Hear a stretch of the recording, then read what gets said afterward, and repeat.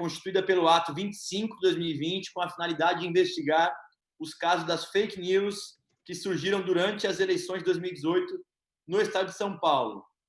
Passaremos a chamada. Peço que os deputados possam dar presença. Deputado Paulo Fiorilo. Presente, senhor presidente. Registrado. Deputada Janaína Pascoal. Presente, presidente. Registrado. Deputada Maria Lúcia Amari. Presente, presidente. Registrado. Deputado Arthur Duval. Presente. Registrado. Deputada Mônica Seixas. Presente. Deputado Tiago Auríquio. Deputado Tiago Auríquio.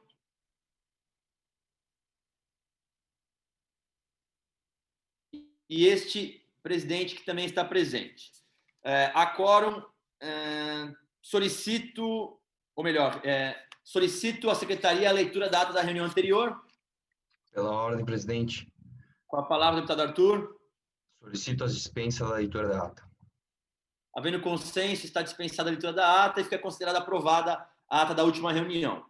Passamos ao item 2, que é o objeto desta reunião, proceder à oitiva do representante da plataforma YouTube, senhor Marcelo Lacerda, diretor de Relações Governamentais da Google Brasil, com mais de 15 anos de experiência em relações governamentais. Marcelo Lacerda lidera o time brasileiro do Google, responsável pela discussão de políticas públicas relacionadas ao mundo digital desde 2013. Economista de formação, iniciou sua carreira no setor financeiro e acumula passagens pelo governo federal e consultoria privada. No Google, participou ativamente das discussões que moldaram o ambiente digital no Brasil, como o Marco Civil da Internet e a Lei Geral de Proteção de Dados.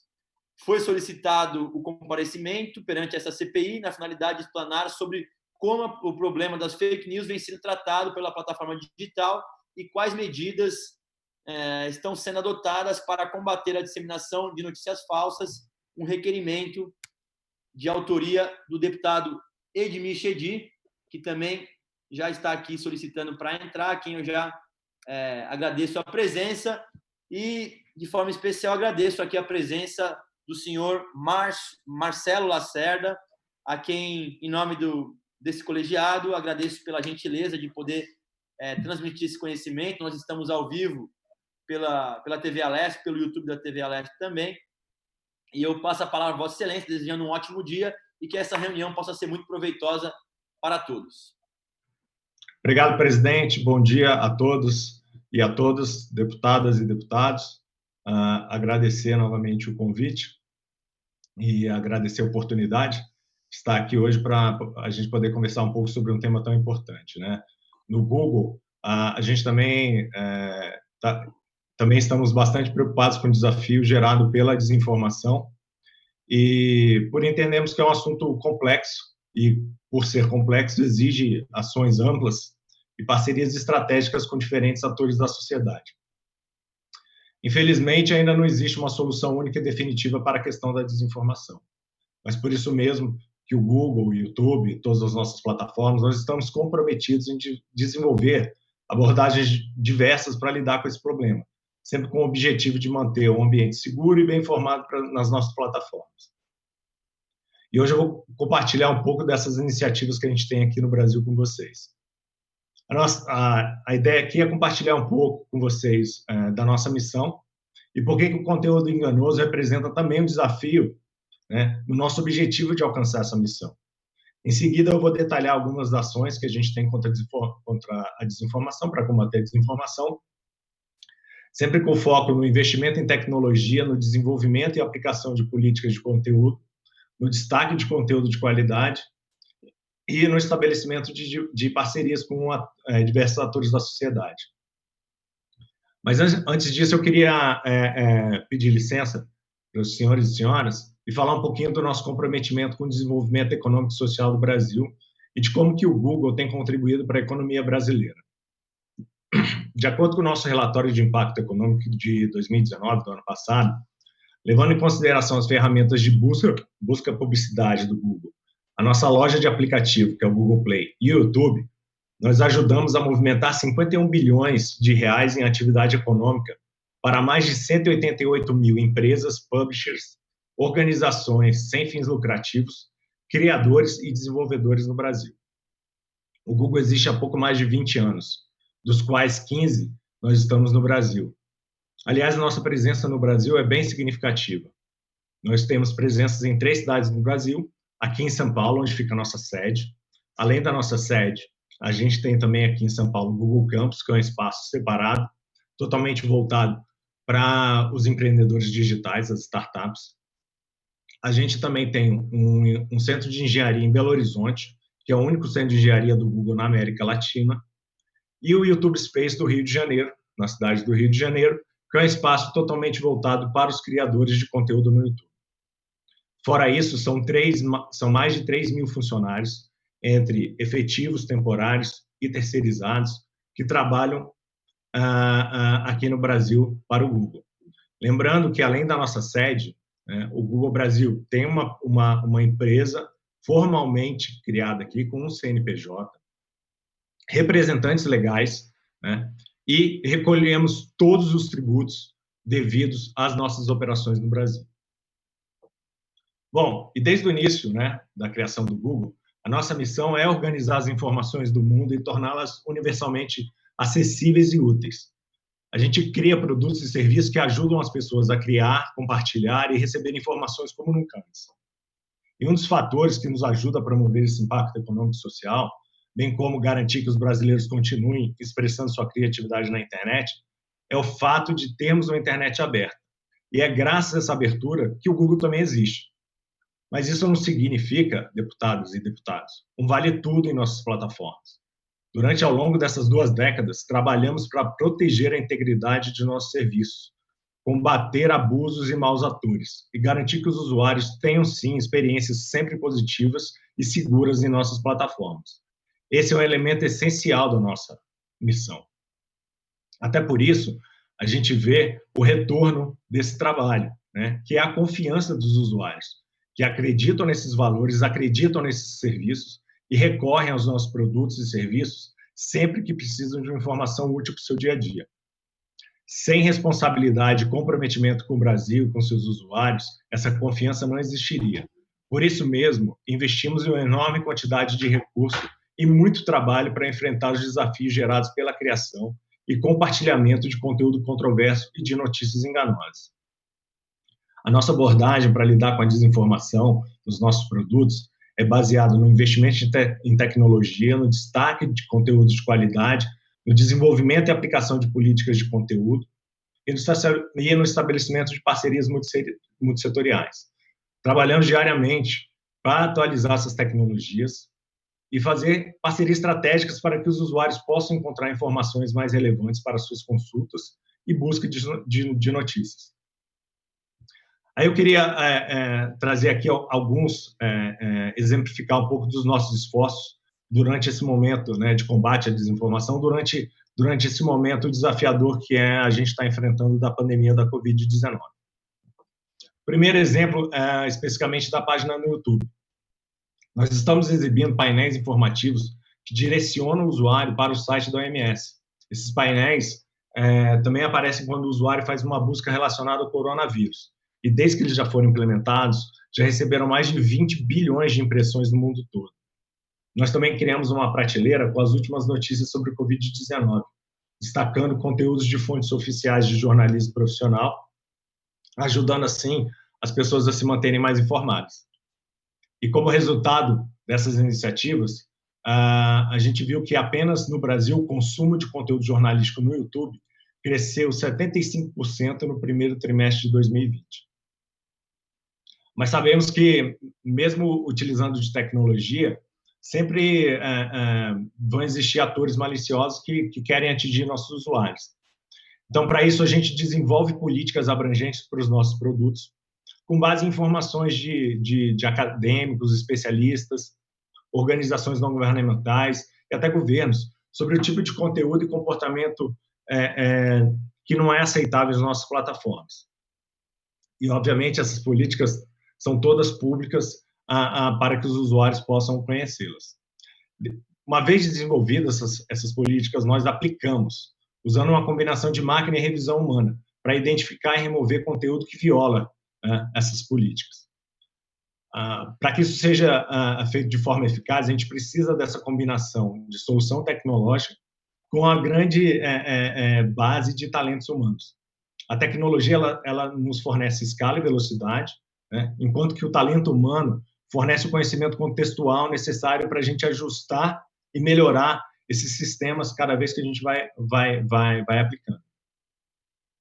Então, além dos nossos próprios sistemas tecnológicos de detecção, a gente também recebe informações de usuários especialistas externos que sinalizam conteúdo que, porventura, podem estar infringindo essas políticas. Nossas equipes globais de revisores hoje contam com mais de 10 mil pessoas ao redor do mundo e trabalham diariamente na avaliação desse conteúdo sinalizado, checando se ele viola ou não as nossas políticas, se devem ou não ser removidos. Só para vocês, de novo, terem uma ideia, desde fevereiro, a gente implementou uma política específica sobre informações médicas incorretas relacionadas ao Covid-19, para ajudar esses revisores e os sistemas a identificar o tipo de conteúdo prejudicial. Isso já resultou na remoção da plataforma de mais de 200 mil vídeos que continham conteúdo enganoso sobre tratamento médico, prevenção, diagnóstico ou transmissão da doença, que porventura contrariasse as definições da OMS ou as informações médicas de autoridades públicas locais de saúde. E todos esses dados eles são públicos e acessíveis nos nossos relatórios de transparência. Bom, por fim, a gente acredita que uma forma eficiente também de combater a desinformação é por meio de investimento em parcerias multissetoriais, para trazer mais informação de qualidade e mais contexto dos nossos usuários. Nesse sentido, e aí, voltando a dar alguns exemplos, a gente firmou uma grande parceria recentemente com o Instituto Palavra Aberta. O nosso braço de filantrópico, Google.org, doou $1 milhão para o projeto deles Educamídia, que é um programa de educação e alfabetização midiática. O que o programa faz? Ele desenvolveu um material alinhado com a Base Nacional Curricular Comum para trabalhar com alunos e professores as habilidades de leitura crítica e de participação ativa no mundo conectado em que a gente vive hoje. Em 6 meses de projeto, mais de 3.500 pessoas já foram impactadas pelos treinamentos e palestras. E o Palavra Aberta também, eles conseguiram implantar uma eletiva de educação midiática nas escolas do estado aqui de São Paulo, que tem a possibilidade de impactar mais de 2 milhões de usuários. Ainda considerando o contexto da pandemia, e dentro desse vertical de parcerias multissetoriais, a gente foram criados fundos e programas que distribuíram mais de $22 milhões para grandes, médias e pequenas redações no Brasil inteiro, além de agências de checagem. O impacto dessa frente foi enorme e abrangeu aí quase 400 redações no país inteiro, como, por exemplo, redações, né, como eu falei, médias e pequenas, do tipo a Folha de Pernambuco, a Periferia em Movimento, o Jornal da Cidade de Bauru e a Folha de Boa Vista.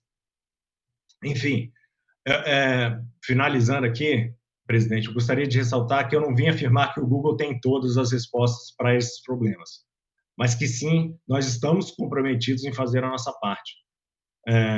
Assim como os membros dessa CPI, né, estamos preocupados sim com os problemas gerados pela desinformação e estamos profundamente engajados em trazer para todos continuar trazendo, né, para todos os benefícios da internet, equilibrando segurança e liberdade de expressão nas nossas plataformas, ao mesmo tempo que a gente continua desenvolvendo ferramentas que ajudam a apresentar conteúdo relevante para os nossos usuários de uma maneira objetiva e politicamente neutra. Muito obrigado.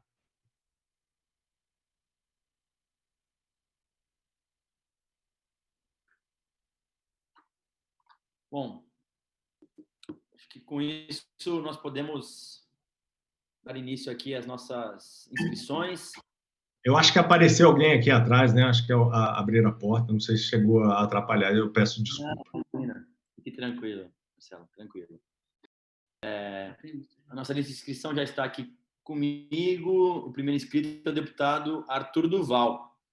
Deputado Arthur, eu vou passar a palavra a Vossa Excelência, lembrando que são 10 minutos, Marcelo, entre a pergunta e a resposta, né, de bate-pronto aí. Então, ele vai perguntar e aí a sua resposta na sequência, ele volta a perguntar e assim por diante. Ok? Pela ordem, senhor presidente. Com a palavra pela ordem, deputado Paulo? É só uma correção. Nós combinamos 15 minutos. O senhor reduziu para 10, foi isso? Eram 15 minutos? Então, a gente vai manter a mesma instrução da... Para ajudar o Arthur e aqueles que vão perguntar. Claro. Tranquilo. 15 minutos, então. Com a palavra, deputado Arthur Duval. Bom dia, obrigado pela presença. Eu tenho muita gratidão pelo YouTube. Na verdade, se não fosse o YouTube, eu nem estaria aqui hoje. Acontece que eu tenho basicamente duas perguntas que para mim são fundamentais. Eu trabalho com o YouTube, eu faço vídeos para o YouTube todos os dias, e eu tenho duas perguntas fundamentais. A primeira é o seguinte: a gente sabe que tem canais tanto da direita quanto da esquerda, tá? E eu não vou... a gente pode até estender a nossa pergunta para questões que não são políticas, né? E existem canais, eu posso dar um exemplo, por exemplo, de canais de dentro da política, que é mais a minha realidade, que eles fazem vídeo todos os dias, espalhando desinformação e fazem ali as suas lives com superchats, cometendo crimes, né? Espalhando fake news. Tem canais ali que vivem de espalhar fake news deliberadamente. Eu queria saber se você acha que é correto o Google ter como parceiro de negócios esses canais e quando que vocês vão tomar uma atitude referente à manutenção desses canais.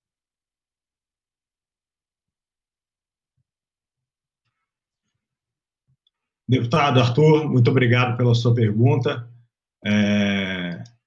Obrigado também pelo desagravo aí sobre o YouTube. E acho que sua pergunta é muito importante, né? E uma coisa que a gente precisa ter em mente é que a desinformação é uma questão complexa, né? Que afeta diversos países do mundo. E em todos esses lugares, empresas, governos, pesquisadores, sociedade civil buscam, de alguma forma, lidar com esse tema, né? Até hoje, infelizmente, não se chegou a uma solução única que resolva o problema, tá? Não por acaso, já estamos falando, que a gente está falando de uma questão complexa, sem solução fácil ou única. Aqui no Brasil, também isso não é diferente, né? Aqui no Brasil, o senhor deve saber, né, o YouTube, segundo pesquisas de terceiros, são mais de 100 milhões de brasileiros conectados na plataforma mensalmente.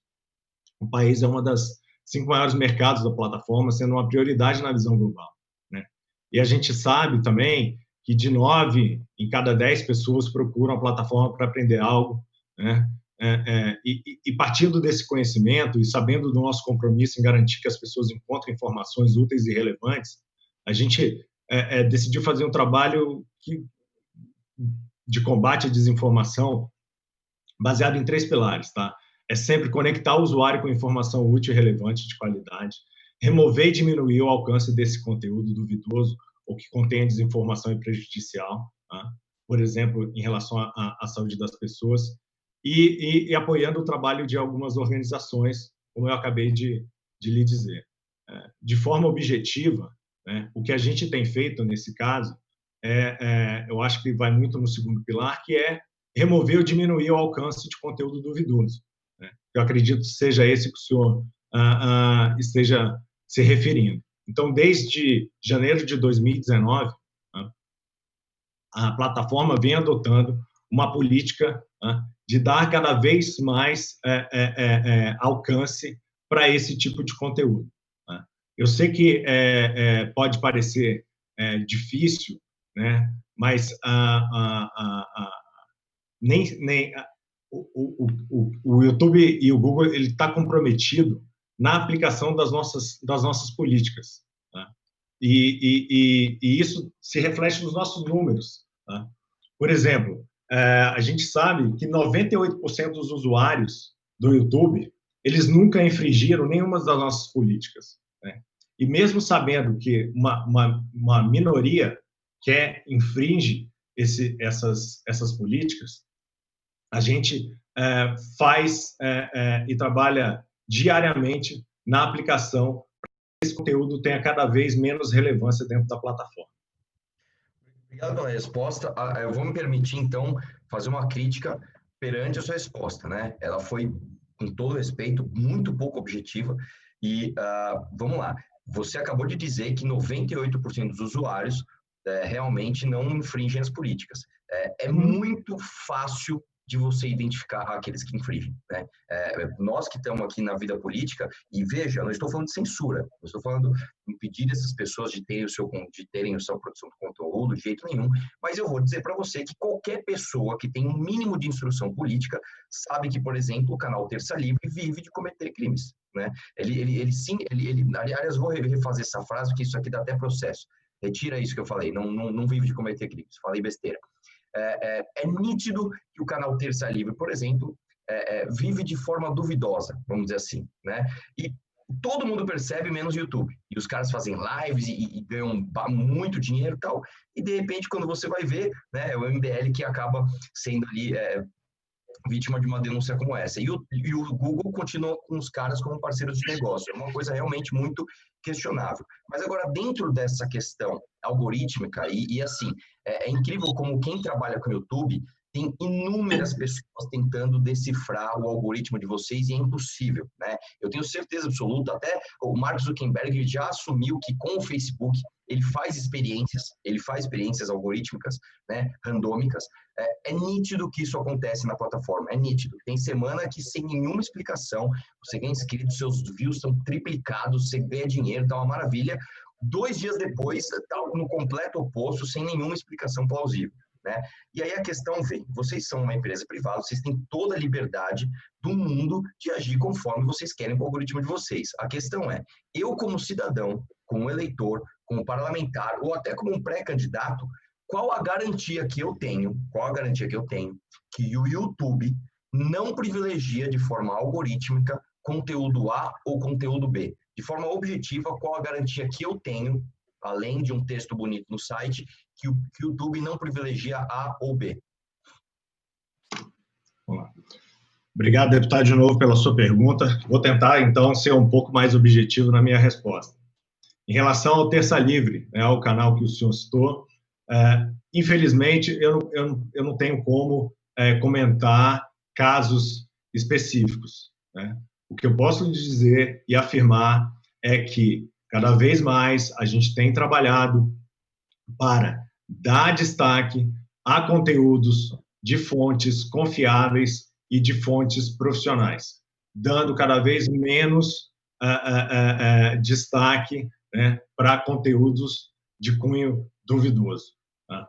Uma outra questão ainda relacionada a negócios, né, como o senhor falou, também é uma política, tá, que a gente vem já adotando desde o ano passado, que é elevar a barra daqueles conteúdos, daqueles parceiros que podem ter o seu conteúdo monetizado, tá?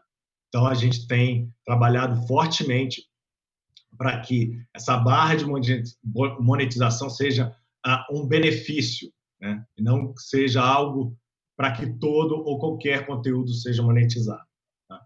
Em relação à questão do algoritmo, tá? Eu acho importante a gente trazer aqui essa discussão, né? O Google não faz nenhuma distinção ideológica, nem usa nenhum espectro político para definir ou aplicar as suas políticas ou para definir os seus produtos, tá? E até porque, do ponto de vista da missão da empresa, isso não faria sentido, né? A missão da empresa é levar informação a todo mundo, né? Organizar a informação do mundo e torná-la útil e disponível universalmente. Então, não faria sentido se a gente definir um grupo A ou B, ou privilegiar um grupo A ou B, seja de um espectro político, ideológico ou partidário, tá? E aí, tentando dar mais concretude à minha resposta sobre que garantia, além do que está na nossa missão e é o que guia a empresa há mais de 20 anos, né? Eu vou lhe dar um exemplo pessoal. Dos 15 anos que o Google está no Brasil, praticamente metade desse tempo eu sou responsável pela área que discute com o governo, né? Políticas públicas relacionadas à internet, à inovação. E eu posso garantir para o senhor que, ao longo desses anos, a gente não deixou de trabalhar ou não deixou de conversar, não deixou de ser parceiro de nenhum governo, seja ele do espectro, de uma ponta do espectro político-ideológico, seja ele de outra, né? Ou seja ele do centro. Tá? Então, trabalhamos com governos passados, né? De 2, 3 mandatos passados, trabalhamos com o governo anterior e estamos trabalhando com esse governo. Vou lhe dar um outro exemplo de como a gente trabalha com o governo, né? Agora, durante a Covid-19, durante a pandemia, quando o governo decidiu adotar um aplicativo para distribuir o auxílio emergencial, né? um procedimento que leva em torno de 7 a 10 dias, que é para você ter a aprovação de um aplicativo para subir na nossa loja, na Google Play, tá? Ele levou horas. Nós trabalhamos, a equipe da Play aqui do Brasil, junto com os engenheiros lá da Califórnia, para aprovar o aplicativo da Caixa Econômica e ter a certeza que ele estaria à disposição do usuário brasileiro em horas, né? Então, o nosso objetivo aqui nosso trabalho não é guiado, de novo, por nenhum tipo de espectro político, ideológico ou partidário. O nosso trabalho é guiado, né, pelos nossos usuários e pelo bem da sociedade. Marcelo, eu vou ser sincero para você. Eu acredito no que você está falando. Eu realmente acredito, né? Eu faço um elogio à plataforma. De novo, eu não estaria aqui se não fosse o YouTube.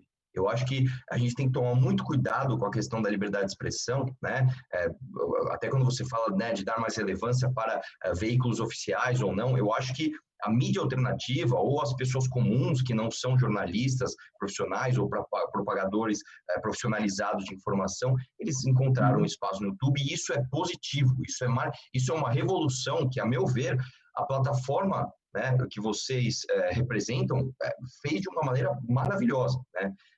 De novo, eu acho que os critérios de monetização de vocês vêm melhorando, né? Eu acompanho, eles estão cada vez menos subjetivos, que assim, eu já tive vários problemas com isso, vários, de vídeo meu que eu demorei muito tempo para elaborar, vídeo bem editado e tal, cair por uma questão de bullying e um outro canal usar meu vídeo e o canal continuar, o mesmo vídeo. Então, eu vejo que o YouTube tem melhorado nisso. A questão, e de novo, eu vou ser bem objetivo aqui, independente da boa intenção do Google, independente da boa intenção do YouTube, e eu realmente não acho que o YouTube tem um monte de bolsominion, um monte de petista lá, escolhendo qual conteúdo que vai, qual conteúdo que... Eu não acho, eu acho realmente que vocês têm uma boa intenção e vocês realmente buscam ser isentos.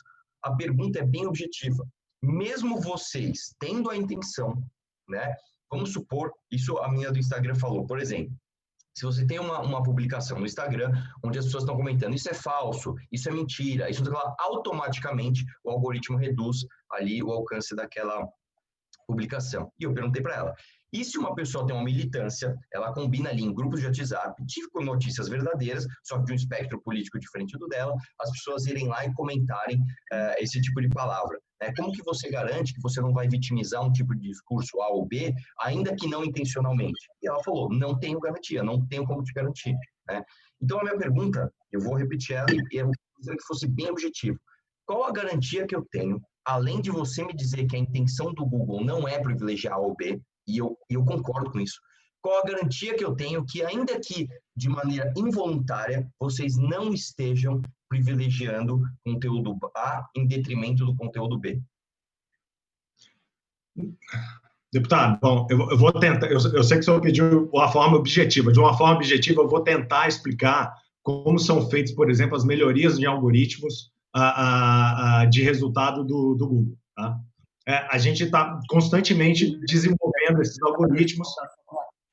Só para esclarecimento, Marcelo, só para concluir, nós estamos com 15 minutos já na sequência, só para encerrar com o deputado Arthur. Devolvo a palavra. Tá bom. Então vou tentar ser bem rápido. O desafio vou dar de novo, tentar dar mais concretude aqui. 15% das buscas que são feitas diariamente são buscas que nunca foram feitas. Por isso mesmo, a gente tem que estar constantemente desenvolvendo esses algoritmos para melhorar esses resultados, porque você imagina, 15% das buscas diárias são buscas que nunca apareceram. Tá? Então, por exemplo, em 2018, a gente realizou, tá? Eu só tenho dados de 2018, não tenho de 2019, tá? A gente realizou mais de 650 mil experimentos com avaliadores externos, tá? Treinados e com testes ao vivo, que resultaram em mais de 3.200 melhorias na busca, no resultado da busca. Tá? Como é que é feita essa avaliação? Tá? A gente trabalha com avaliadores de qualidade da pesquisa que ajudam a medir a qualidade dos resultados dessa pesquisa. Então, assim, os avaliadores, eles avalizam se o site, né, se determinada resposta a uma pesquisa, tá, fornece ao usuário aquele contexto que eles estão procurando. Tá? Avaliam a qualidade desses resultados em base em quê? Experiência, autoridade e confiabilidade do conteúdo. Essas classificações, elas não afetam o site especificamente individualmente, mas ajudam a comparar a qualidade dos resultados que a gente tinha antes e a qualidade dos resultados que a gente tem com base nessas pesquisas. Tá? Então, assim, só para terminar, eu sei que eu já estourei o tempo aqui, de novo, não é simplesmente que a gente vai lá e mexe automaticamente ou manualmente no resultado. Isso é fruto de milhares de experimentos que são feitos ao longo do ano, tá? Em cima de resultados de pesquisa e que geram milhares de melhorias nos resultados dessa pesquisa.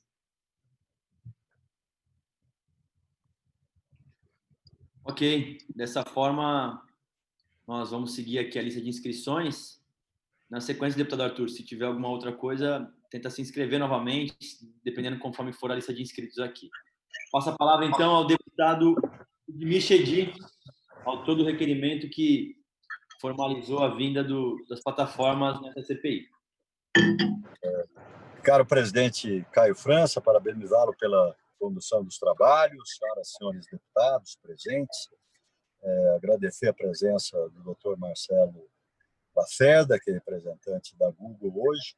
São perguntas objetivas e, se for o caso e o senhor não tiver as informações, o senhor nos encaminha à presidência da CPI e que ele nos encaminha para que a gente faça a avaliação. Bom, vamos lá. Agradecer a sua presença e dizer o seguinte: como é feita a remoção, bloqueio de conteúdos que violam a política do grupo? Como é que é essa sistemática? Geralmente, em quanto tempo isso acontece?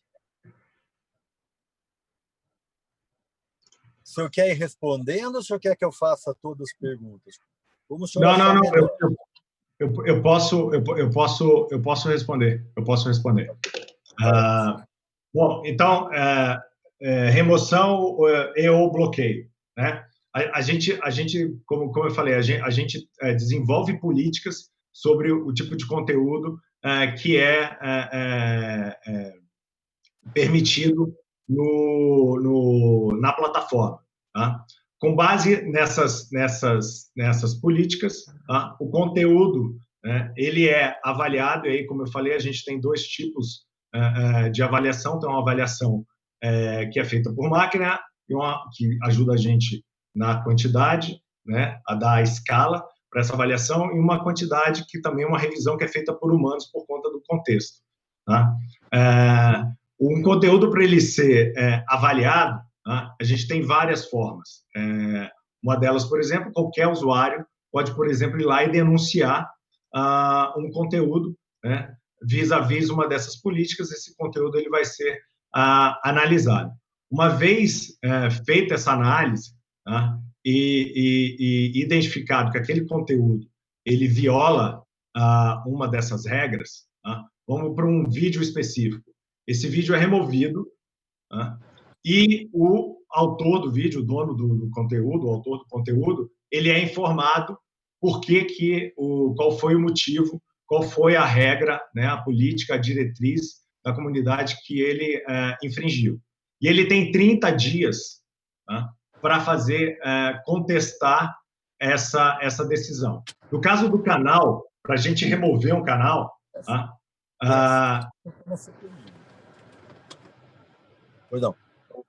desculpa.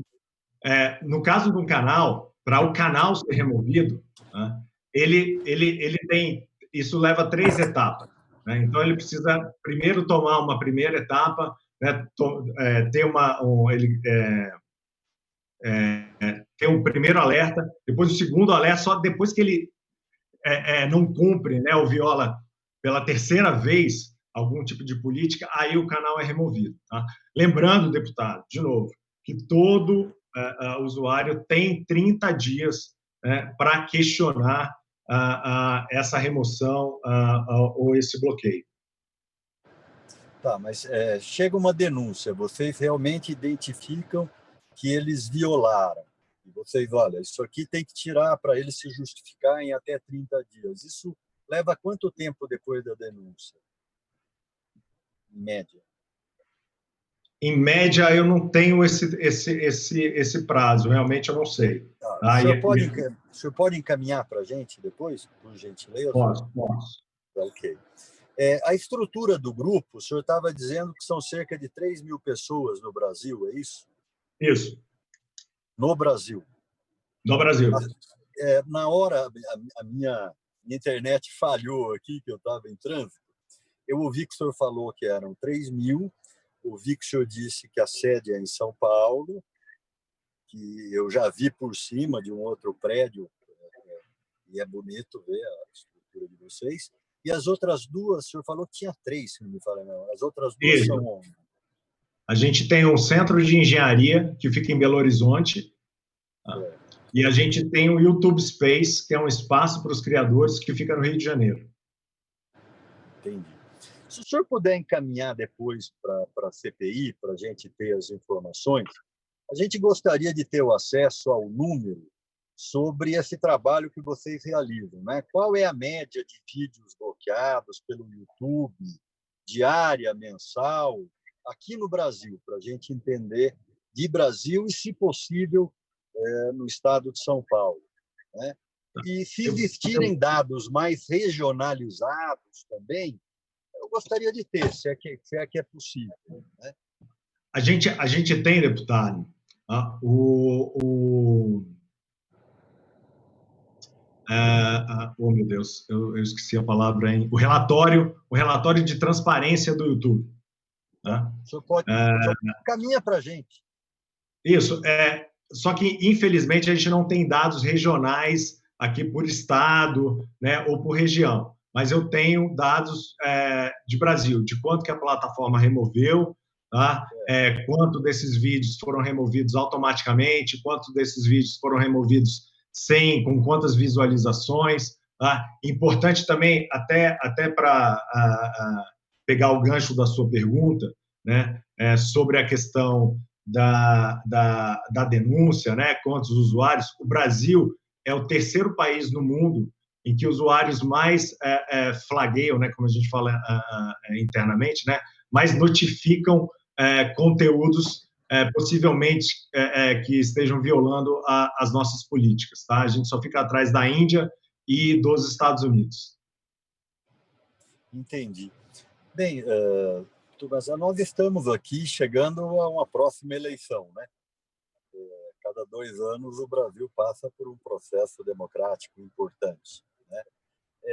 Os senhores estão tomando, nós vamos escolher prefeitos, vereadores, vice-prefeitos. Os senhores estão trabalhando em alguma coisa? Eu sei que no mundo inteiro os senhores devem ter esse tipo de problema, mas tem alguma novidade em termos de bloquear mais rapidamente, identificar os fake news? Tem alguma coisa prevista diferente da eleição de 18 para 2020? Deputado, acho que é importante mencionar que para o Google, né, para o YouTube, todo ano é ano de eleição, né, porque a gente é uma plataforma global, né, então isso faz com que a gente esteja constantemente investindo e melhorando nos nossos serviços sobre essa ótica da eleição. Só a título de exemplo também, nas últimas eleições de 2018, a gente criou painéis do conhecimento para milhares de candidatos. Eu não sei se o senhor já viu, mas painel do conhecimento é aquele quadradinho que aparece na busca, geralmente quando você procura por figuras públicas conhecidas, que traz ali já um resumo do que existe sobre aquela pessoa, sobre aquele tema na internet. Então, na eleição do ano de 2018, a gente criou esses painéis de conhecimento para todos os candidatos, né, com base nas informações oficiais do TSE, e também a gente lançou produtos para ajudar os usuários com informações também do TSE sobre como votar e onde votar, né, e também com os resultados das eleições.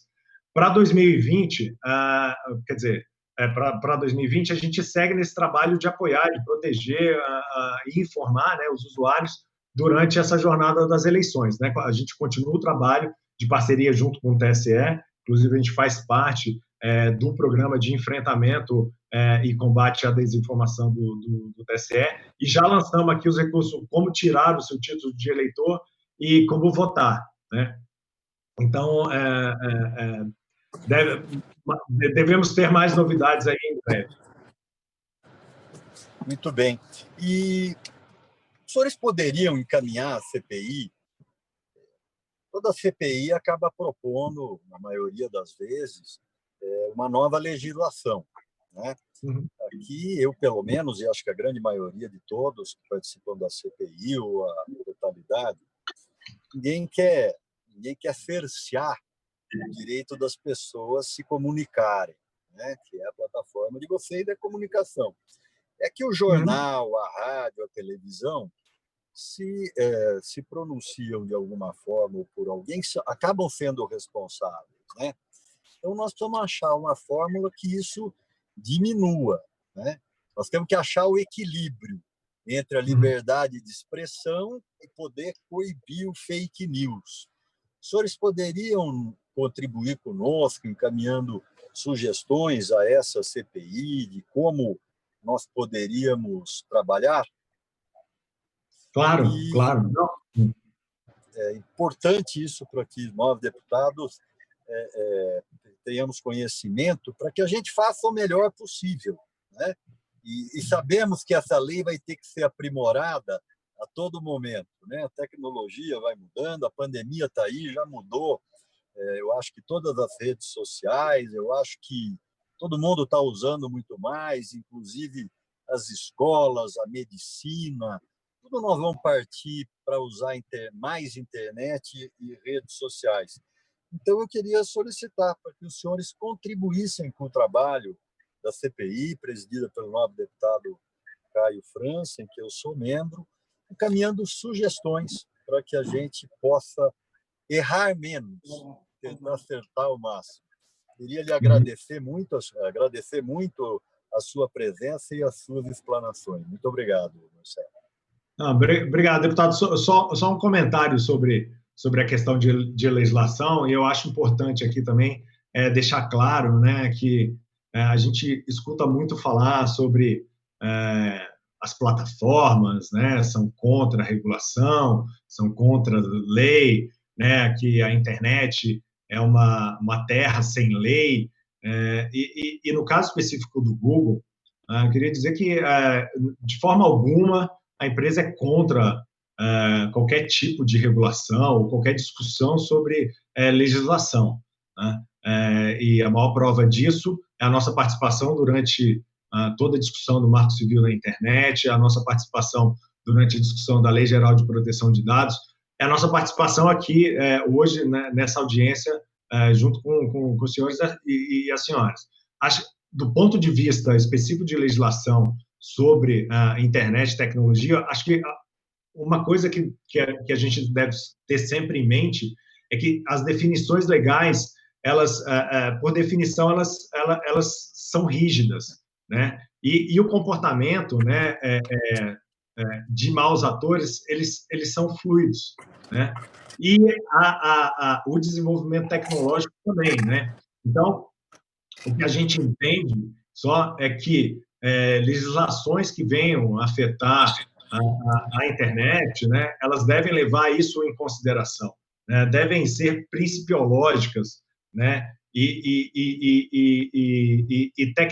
tecnologicamente isentas, né? Exatamente para a gente não engessar, né, o desenvolvimento tecnológico. E nesse quesito, né, o Marco Civil da Internet acabou sendo um exemplo mundial de boa legislação, exatamente por levar em consideração esses aspectos. E um último aspecto só é uma discussão multissetorial, né? Não adianta a gente discutir inovação, tecnologia, apenas com uma parte da sociedade, né? Ou só com as empresas, ou só com usuários, né? A gente precisa trazer, ampliar ao máximo possível essa discussão, porque hoje a internet e a tecnologia, como o senhor bem disse, está na vida de todo mundo.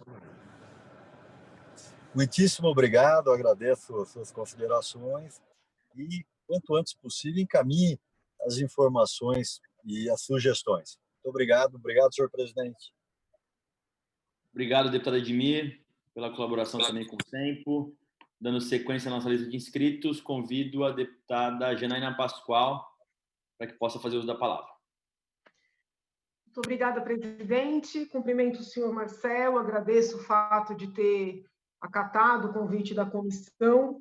Senhor Marcelo, na exposição, o senhor disse que existe, né, um trabalho do Google, do YouTube também, de retirada. Na verdade, o senhor não falou em retirada, o senhor falou para dar menor alcance, acho que foi essa a terminologia que o senhor utilizou, a material duvidoso, né? A pergunta que eu faço é: quem define que material é duvidoso? Dentro do Google, eu não sei se tem a equipe do Google, a equipe YouTube, mas independentemente disso, quem define que material é duvidoso? E aí já uno essa indagação à questão da Covid, né? O senhor falou que vários vídeos foram retirados, vídeos que, de alguma maneira, eram contrários às orientações. Eu não sei se foi só no Twitter, mas se também aconteceu no YouTube e no Google. Acho que no Google não teria como, mas no YouTube. Vídeos de médicos também foram retirados? Eu faço essa pergunta pelo seguinte: eu estou acompanhando a doença nas pontas, né? Conversando com médicos, com pacientes, até pelo trabalho, né, como parlamentar.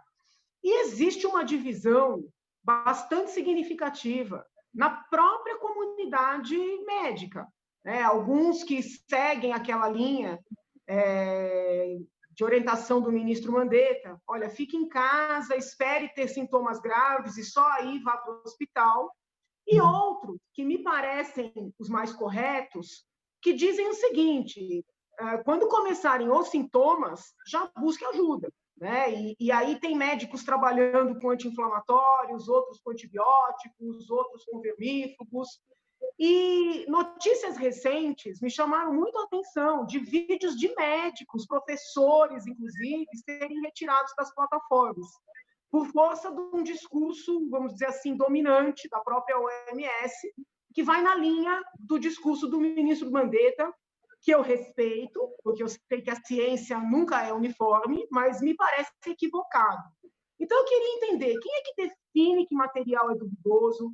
Como pode ser democrático, né, se é que aconteceu, um profissional de saúde ser cerceado em narrar a sua experiência prática no tratamento de pacientes? Então, esse é o primeiro, vamos dizer assim, conjunto de indagações.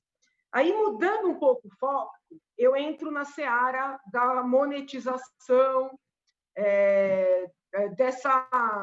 não sei se a palavra é só monetização, mas das formas que as pessoas, as empresas têm para ganhar dinheiro ou para arrecadar dinheiro por meio, né, do YouTube, até onde eu sei, não sei se existe essa possibilidade no Google também, talvez tenha alguma forma de pagamento mediante Google, e aí peço que entenda a minha ignorância nessa parte.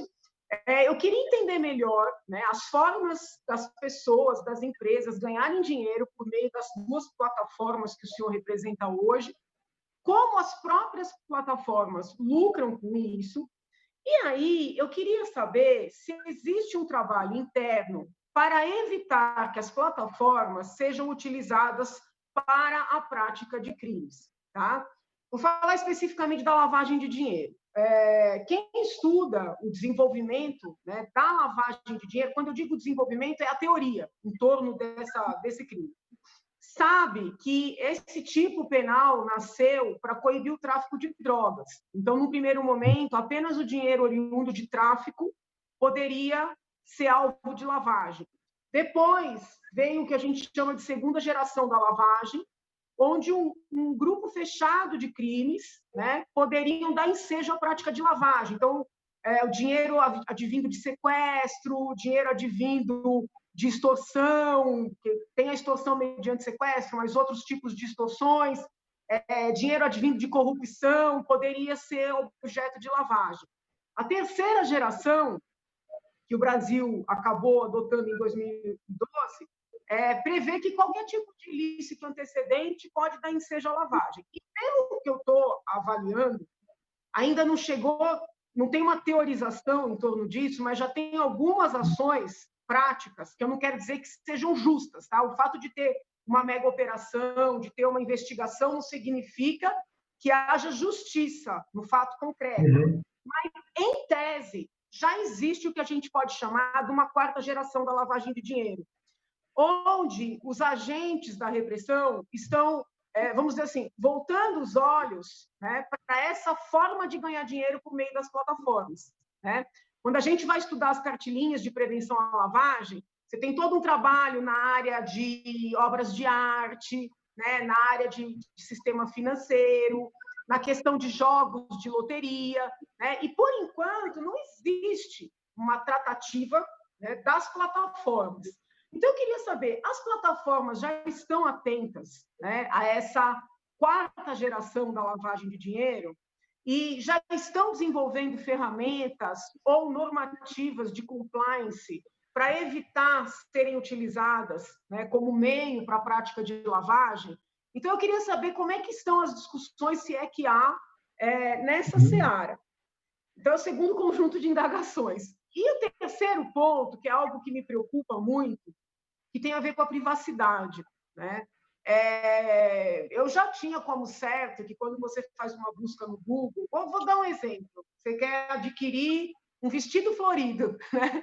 Então, vestido florido, é imediato, 5 minutos depois começam a aparecer materiais publicitários, né, de lojas, de sites que têm o vestido florido. Mas eu percebi, de um tempo para cá, e aí não sei se é coincidência, que quando você fala alguma coisa no WhatsApp, isso também tem acontecido. Então, não é que a pessoa não vai no Google e busca vestido florido. A pessoa conversa com uma amiga e diz, olha, eu adorei seu vestido florido, você pode me dizer onde é que eu posso achar um parecido? E esse material começa a aparecer. Então, eu queria entender, né, como é que é isso, né, de você fazer uma busca, de você travar um diálogo com uma pessoa determinada e, de repente, publicidade envolvendo aquela terminologia aparece no teu, geralmente no celular.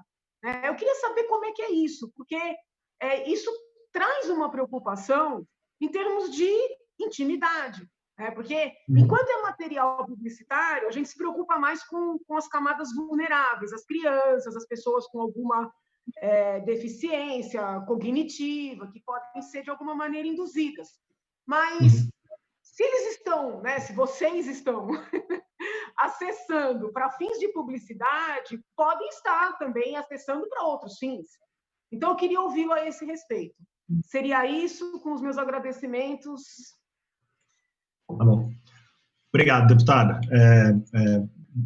Vou tentar abordar todos os temas de forma mais objetiva possível. Bom, sobre a questão do conteúdo, né,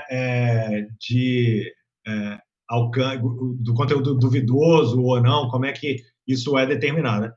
Realmente determinar o que é um conteúdo duvidoso ou prejudicial é um desafio, né, principalmente em razão da ampla variedade de vídeos que existem no YouTube, né?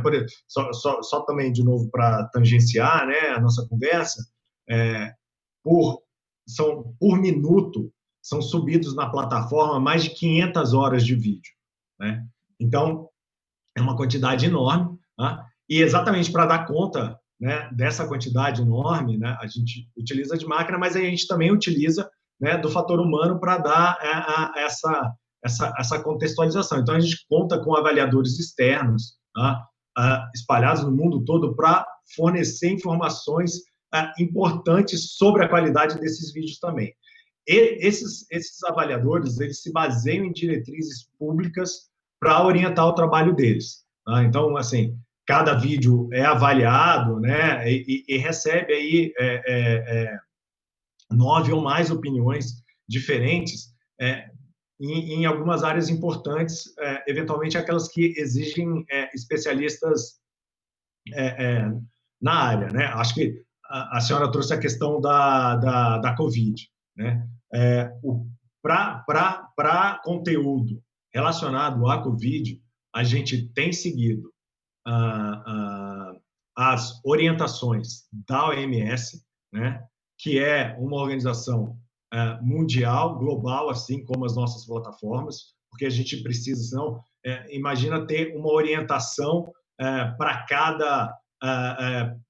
vou ser até mais específico, você imagina se a gente tivesse que ter uma orientação para cada um dos 27 estados do Brasil sobre cada conteúdo que subisse na nossa plataforma. Ia ser humanamente, né, e até tecnologicamente impossível. Mas a gente usa também as orientações das autoridades públicas locais, tá? Então, a gente faz um balanço dessas duas orientações, no caso aí específico da Covid, tá?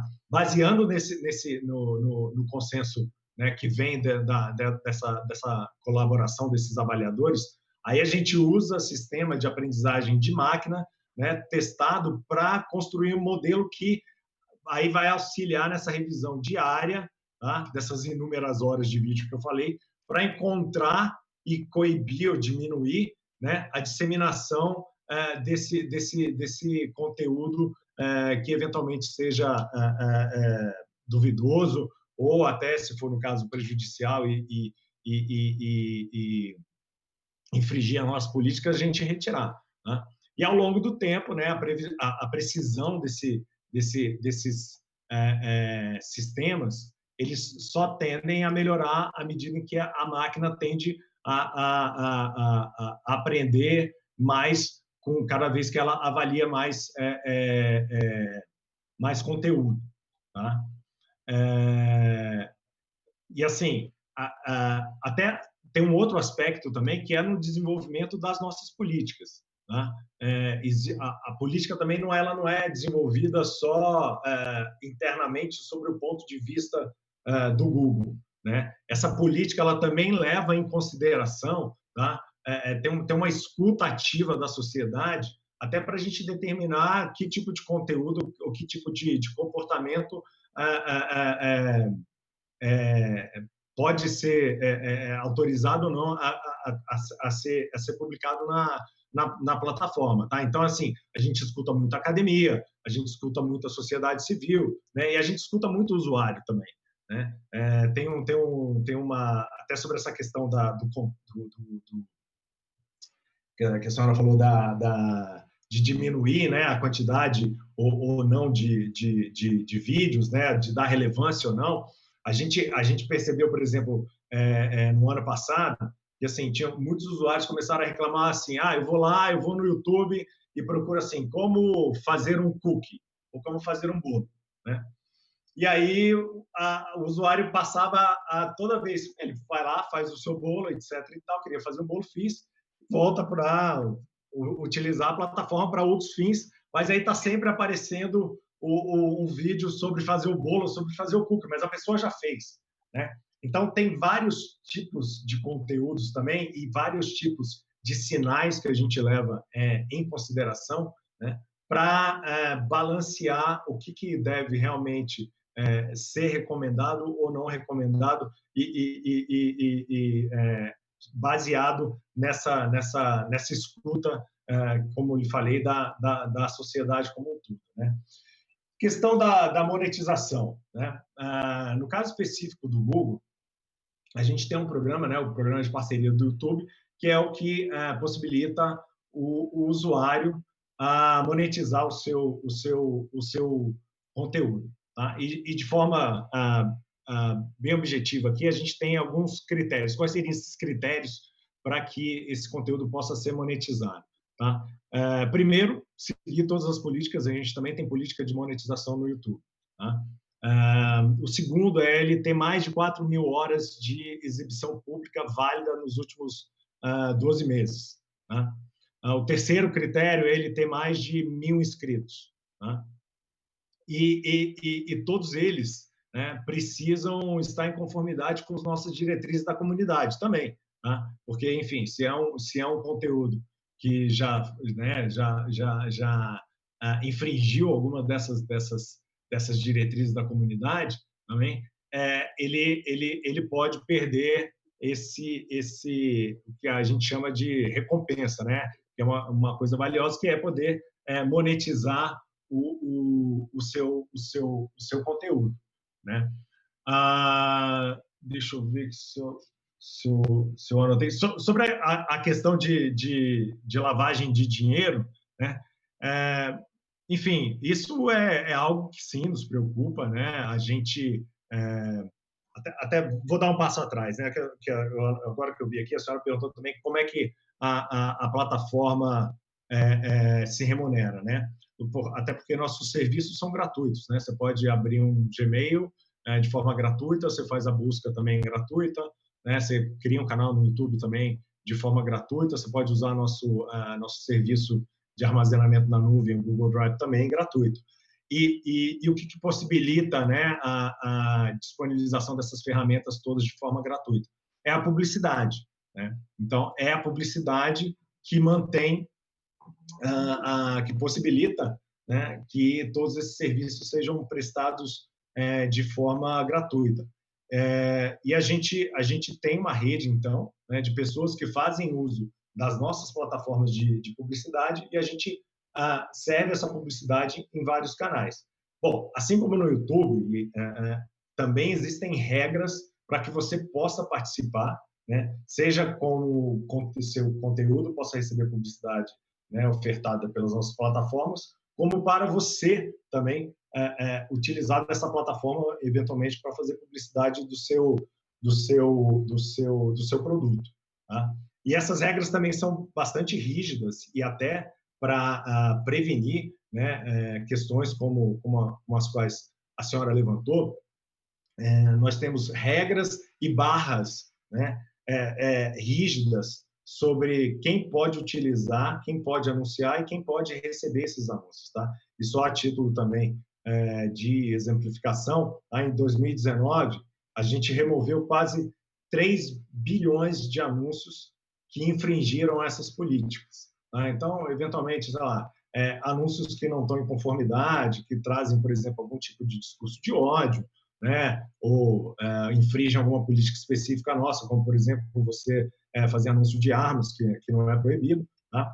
A gente também encerrou, ao longo do ano passado, 1.2... Oi? Não, pode continuar, para concluir só, Marcelo. Mas tá. A gente encerrou 1.2 milhões de contas e a gente tirou anúncios de mais de 21 milhões de páginas na internet. Tá? E do lado das pessoas que querem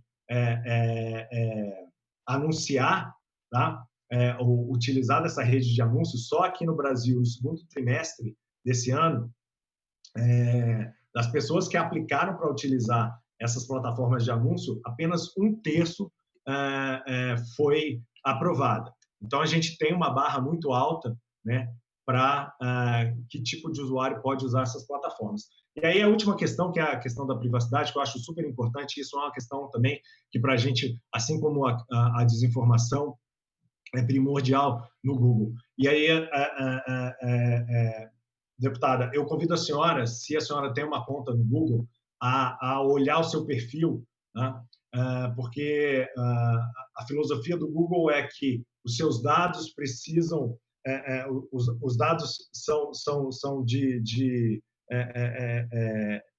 direito do usuário. Tá? Então, a gente disponibiliza um painel para que cada usuário saiba exatamente que dados estão sendo coletados nas nossas plataformas, de que forma que esses dados estão sendo coletados, tá? E a gente também possibilita que o usuário retire esses dados de lá, tá? Ou até mesmo pause a coleta desses dados. Tá? Só para terminar aqui, deputado, eu sei que já estourei meu tempo, mas se você for na sua conta de Gmail, do seu lado direito, em cima, onde vai estar o seu avatar ou o nome, ou a letra do seu nome, você clicar lá, você consegue ir na sua página e lá você vai ter esse painel sobre os dados enfim, se tiver alguma dúvida, a senhora pode me procurar que eu posso explicar mais depois. Obrigado.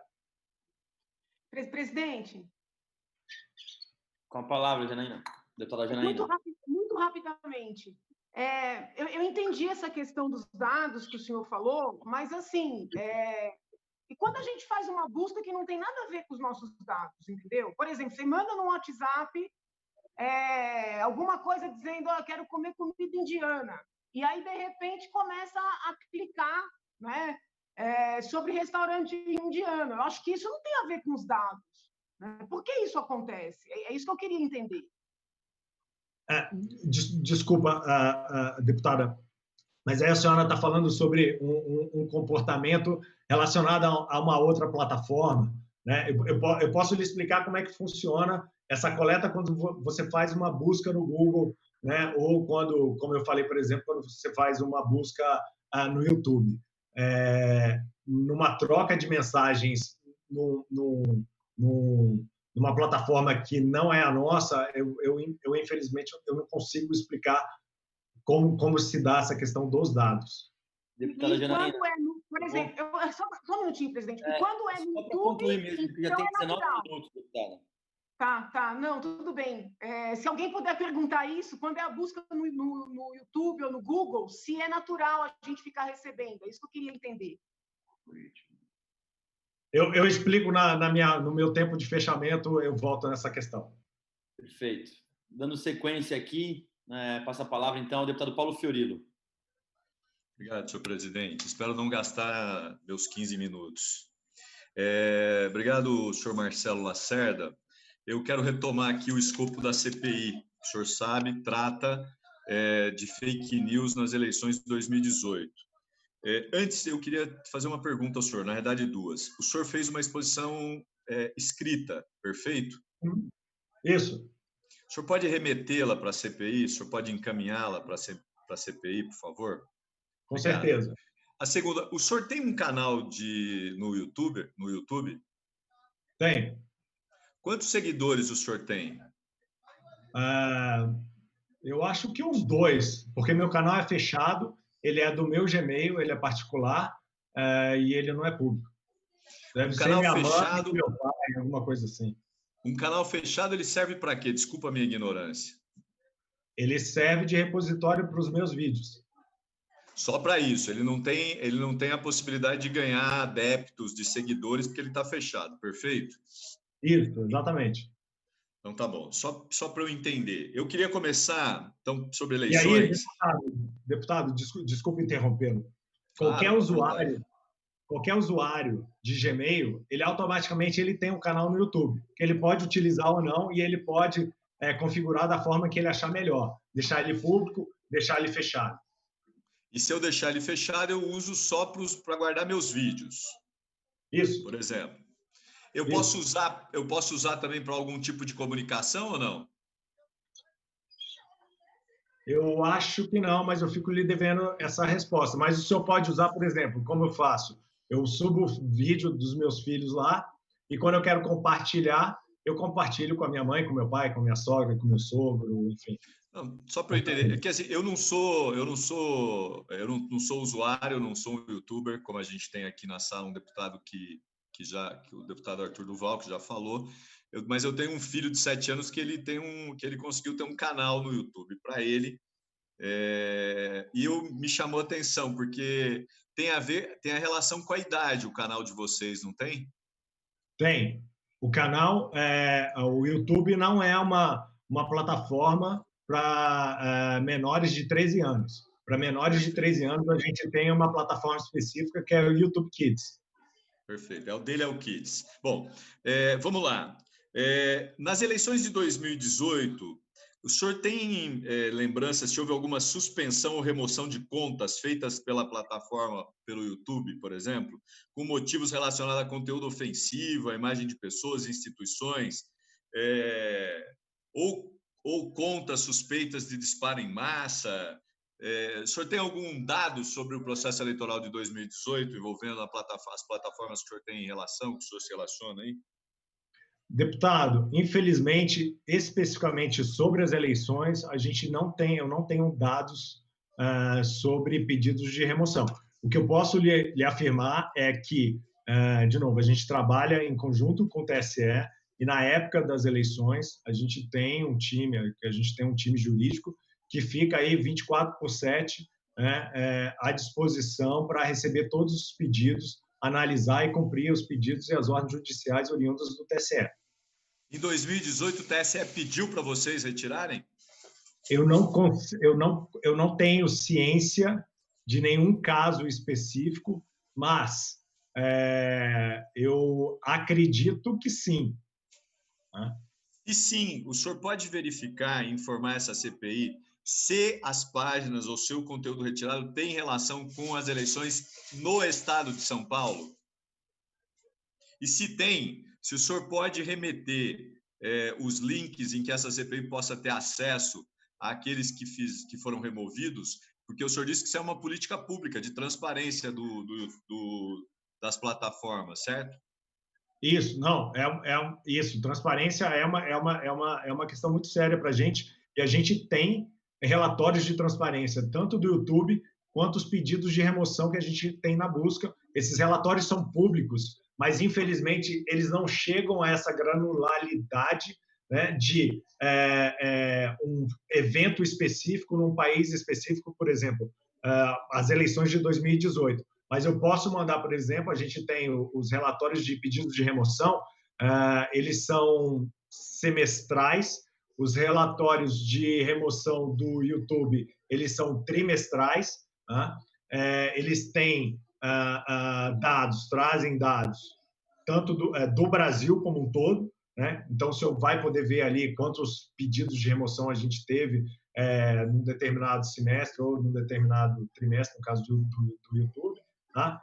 Mas especificamente sobre eleição, isso não, a gente não tem no relatório. Isso não tem no relatório. Mas o senhor tem pelos pedidos do tribunal, perfeito? Eu preciso checar isso com o meu time jurídico, né? Porque às vezes são processos que correm em sigilo. Não, o senhor pode fazer a checagem e a gente faz aqui o pedido, aprovamos o pedido para que o senhor informe se houve alguma remoção a pedido do Tribunal Superior Eleitoral, do Tribunal Regional Eleitoral, e quais foram as contas ou os titulares que tiveram seus vídeos, sua matéria retirada. O senhor falou de 2019, que a plataforma encerrou mais de 1,2 milhão de contas de veículos e retirou anúncios de mais de 21 milhões de páginas por violação da política da empresa. O senhor poderia identificar se entre essas, eu sei que é difícil, mas se o conteúdo tinha relação com eleições, com a política de ódio ou até de fake news? Eu preciso checar no relatório, tá? Mas eu acho que nesse caso é um outro relatório, que é o relatório de publicidade. A gente só tem os números globais de anúncios removidos, né, e de contas encerradas. e de páginas que tiveram anúncios removidos. Especificamente sobre qual política eles infringiram, eu não tenho conhecimento, mas posso checar e, se for o caso, informar o senhor. Tá, eu vou fazer o requerimento só para a gente não deixar só aqui na nossa conversa, também desse relatório, porque é importante a gente ter informação. Eu queria, o senhor falou que vocês investem muito em tecnologia e também em pessoal. Eu fiquei com uma dúvida, até por conta das questões levantadas pela deputada Janaína. Nesses grupos que vocês têm de análise de conteúdo, vocês têm profissionais da área. O senhor falou da saúde, falou da Covid. Eu pergunto, o Google ou o YouTube, ele constituiu grupos com especialistas em políticas, com cientistas sociais, com filósofos, para discutir conteúdo eleitoral, para saber se está infringindo ou não as normas do Google ou do YouTube? A gente não tem uma política específica, deputado, sobre normas eleitorais, né? Até porque, de novo, como a gente é uma plataforma global, seria humanamente impossível, em termos de pessoas, ter pessoas para cada país especializada no processo, né, legal eleitoral de cada país. Aí, nesse caso, a gente conta muito com a justiça eleitoral, né, a análise, a denúncia também feita tanto pela justiça quanto pelos candidatos, tá? E aí a gente segue, aqui no caso da eleição, a legislação eleitoral local. Mas o senhor disse que, no caso da saúde, vocês trabalham com profissionais da saúde. Eu não estou nem dizendo num caso específico, mas, por exemplo, para discutir eleições, vocês precisam de profissionais de eleição, não do processo eleitoral, mas gente que tenha expertise daquilo que poderia, por exemplo, prejudicar uma candidatura ou não. Isso vocês não têm. Não, o que a gente tem, então, a gente não tem uma política específica de conteúdo eleitoral. O que a gente tem são políticas, e aí eu vou pedir licença aqui até para listar quais são essas políticas. Eu acho que talvez fique um pouco mais claro quais seriam essas diretrizes. Então, por exemplo,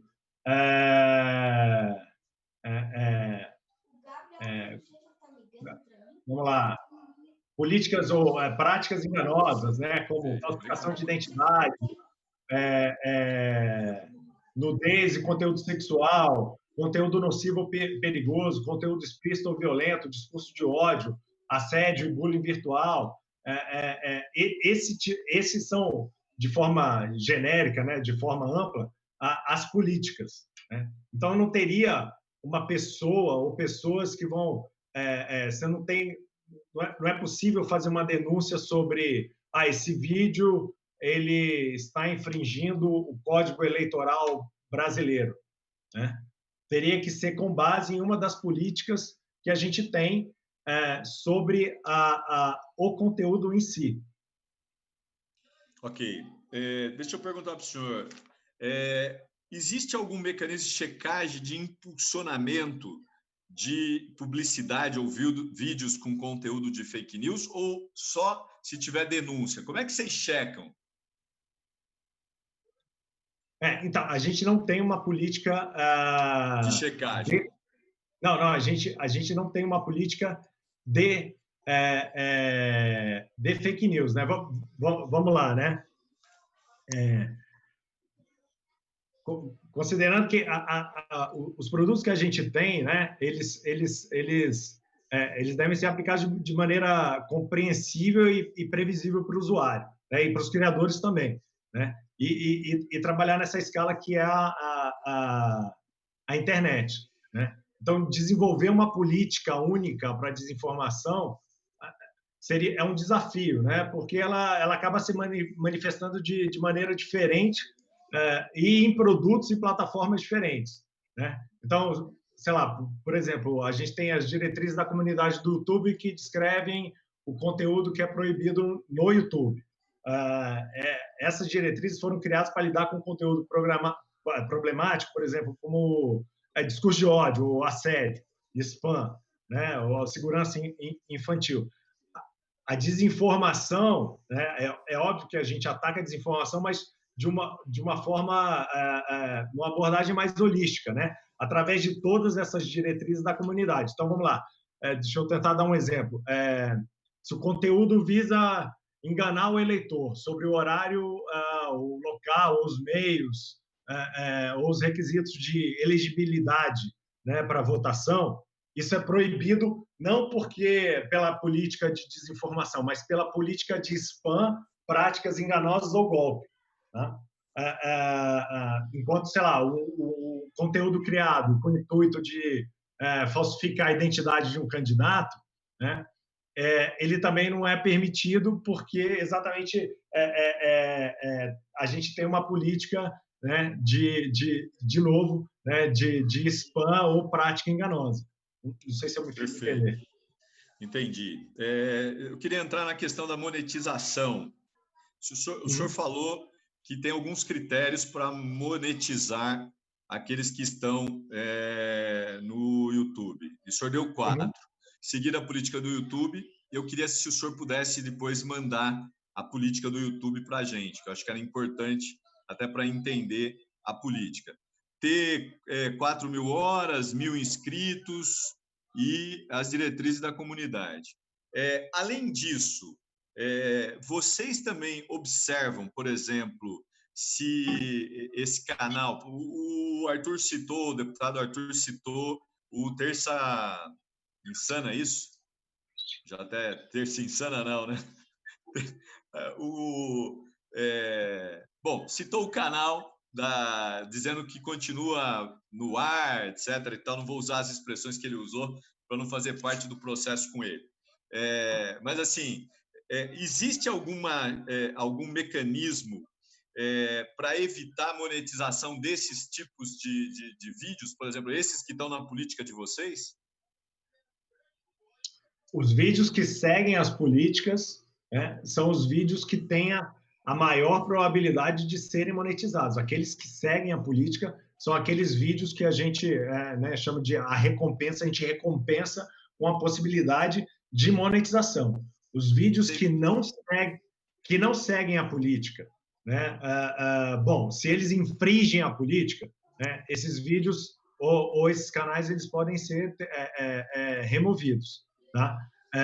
Se eles têm um histórico, eventualmente, de não seguir 100% a política, eles também podem ser penalizados e não serem monetizados. Aí vai muito do caso a caso.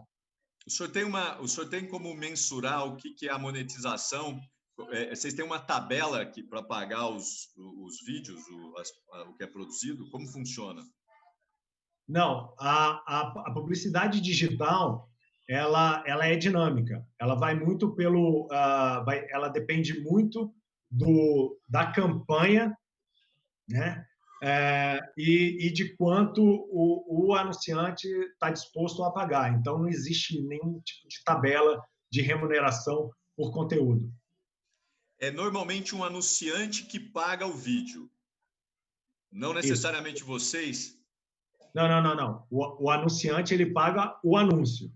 E os nossos algoritmos disponibilizam esses anúncios pelo conteúdo que a gente tem na plataforma. Entendi. Duas últimas coisas. Desculpa, deputado, só para complementar. Então, vamos lá. O anunciante ele tem um anúncio, ele determina a campanha, então, o público-alvo, né? Ele também tem as ferramentas para determinar em que tipo de conteúdo ele quer ou não quer que a sua publicidade apareça, e aí, com base, né, em todas esse ferramental e toda essa instrução que a gente recebe do anunciante, a publicidade ela é servida nos vídeos. E o anunciante tem interferência, né, na escolha ou não? Tem. Cabe ao anunciante determinar qual é o público-alvo, né, e que tipo de vídeo ele gostaria que a publicidade dele aparecesse. O Google disponibiliza ferramentas para que filtros e para que, no caso de sites, se a campanha incluir sites, né, que tipo de site, que tipo de conteúdo ele quer ou não quer que esse conteúdo apareça, que essa publicidade apareça. Meu tempo esgotou, mas eu fiquei aqui com duas questões que eu vou deixar para o senhor. Para concluir, eu estou acompanhando. O senhor falou de spam, e recentemente a gente viu uma matéria do Antônio Fagundes, que não na plataforma de vocês, ele teve o bloqueio das contas porque ele agradeceu 4.000 comentários mandando um emoji, e ele teve a conta suspensa.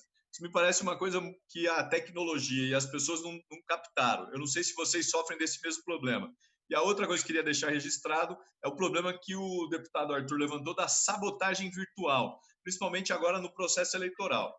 O deputado Emir Chedi já tinha perguntado se vocês estão se preocupando no Brasil com o processo eleitoral que se aproxima. Muito obrigado, deputado Caio França.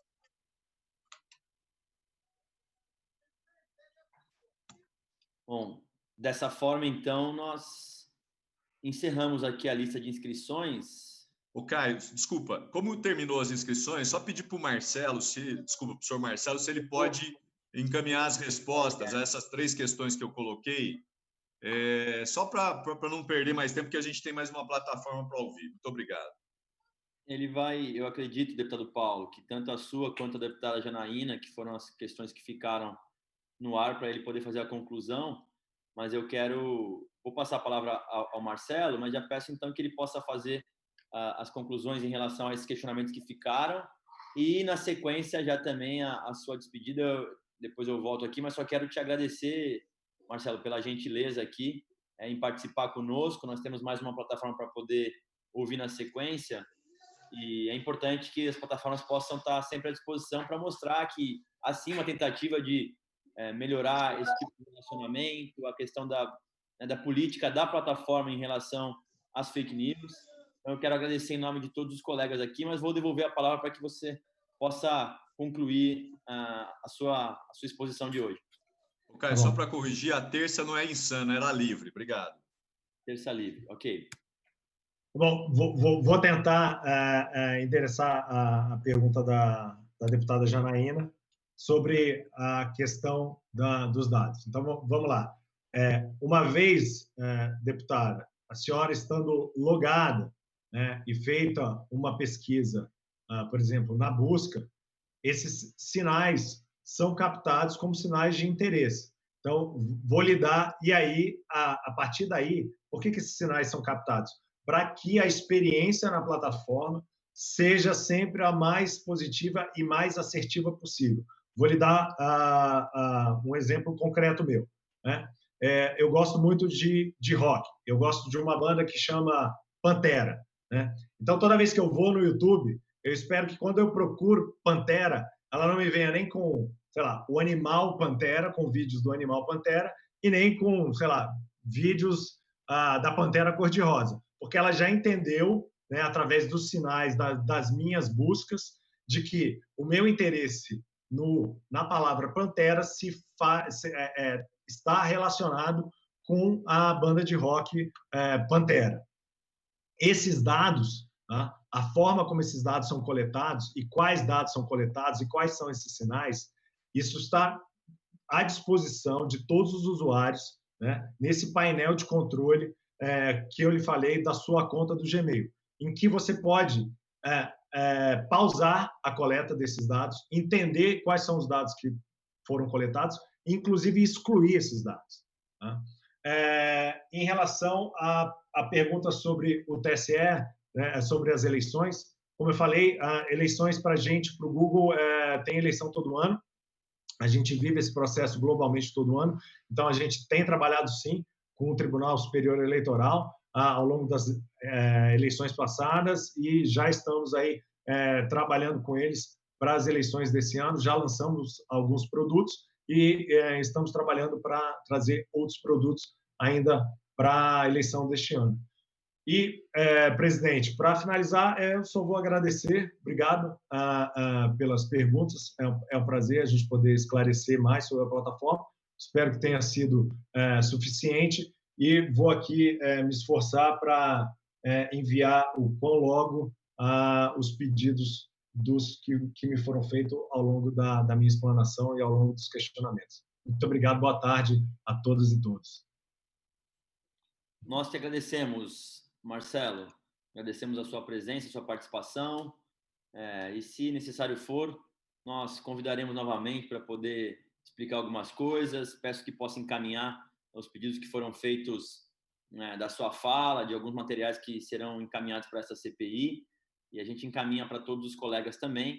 De qualquer forma, eu agradeço, em nome do colegiado aqui, a sua participação conosco. Dessa forma, eu quero apenas avisar os colegas que em 3 minutos nós vamos encerrar agora a presente reunião e em 3 minutos nós já voltamos com a outra plataforma. Obrigado mais uma vez ao Marcelo e agradeço a todos os colegas deputados que participaram conosco. Está encerrada a presente reunião.